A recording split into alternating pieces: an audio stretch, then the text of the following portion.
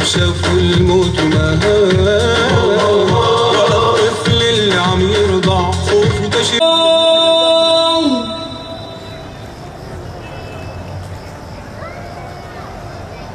İşev sebebi civina meyli vederi veke 35 sal beri şeref İmam Hümeyni rahmetullahi aleyh bu hatiye ilan kirin roja kudsi em jiboy ulul vedre civiyane u genelde ji Müslümanın dünyaya tevi müstazave dünyaya tevi jiboy govu jihatin ul vedre em teneleştin Rabbi alem ve tevarazi be. Allahu Ekber. Allahu Ekber. Bismillahirrahmanirrahim. Elhamdülillahi Rabbil alemin. Errahmanirrahim. Aleyhim veleddallin. Amin. Semi'allahu limen hamide. Rabbena lekel hamd.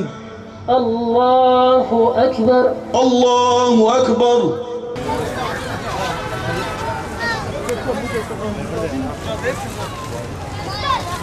Bismillahirrahmanirrahim. Allahu Ekber.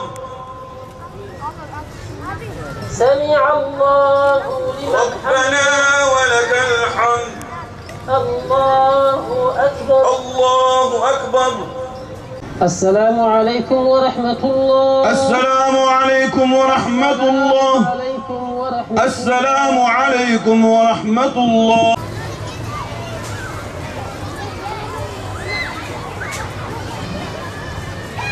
اللهم خلص مقدسات الإسلام من أيدي اليهود. اللهم انتقم من اليهود. اللهم انتقم منهم يا منتقم. اللهم عليك باليهود. اللهم عليك باليهود.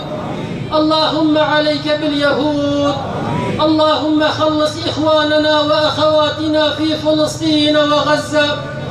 Kudüs, Müslümanların kalbinde dinmeyen bir acıdır, bir çiledir Kudüs. Kudüs oldukça, Kudüs ağladıkça, Kudüs kanadıkça bütün coğrafya, bütün ümmet ağlamaktadır. Dolayısıyla Kudüs, Müslümanların ortak davası, ortak çilesi ve ortak kavgasıdır. Bu münasebetle biz bu geceyi Allahu Teala'dan Kudüs'ün özgürlüğüne kavuşmasına vesile kılmasını niyaz ediyoruz. Kudüs bizim için Mekke ve Medine kadar kutsaldır. Kudüs Allah'ın ayetlerinden bir ayettir. Bu mekan sonsuza kadar Müslümanların olacak ve yine Müslümanlara kalacaktır inşallah. Kudüs davası Müslümanların, muvahhidlerin ve ümmetin ortak davasıdır. Kudüs davası Arapların, Filistinlilerin, bir kavmin davası değildir. Kudüs davası imani bir davadır. Kudüs davası İslami bir davadır.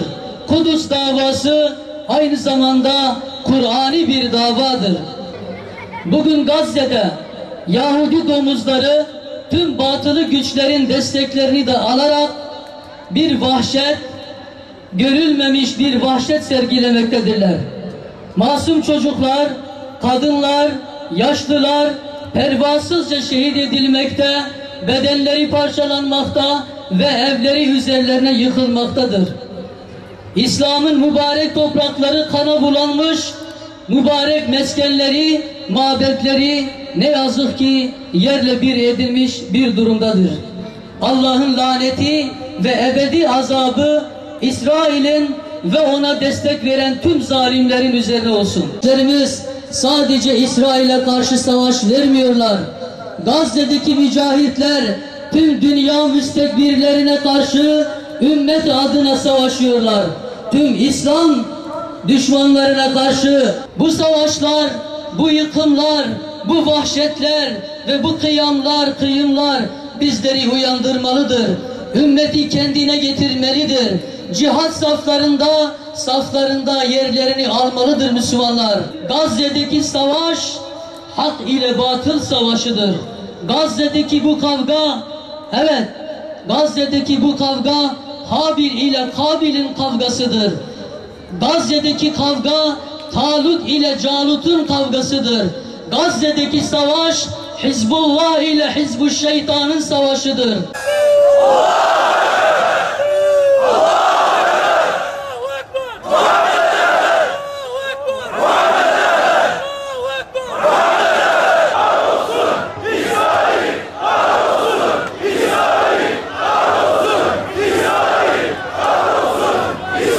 Haklarını yerle bir et Allah'ım. İnsanları senin yolundan alıkoyan o zalimleri Kahhar isminle, Cebbar isminle kahru perişan et Allah'ım. Allah onların bütün oyunlarını, bütün desiselerini yok et Allah'ım. Ya Rabbi, Müslümanları bir yap. Allah'ım vahdete kavuştur.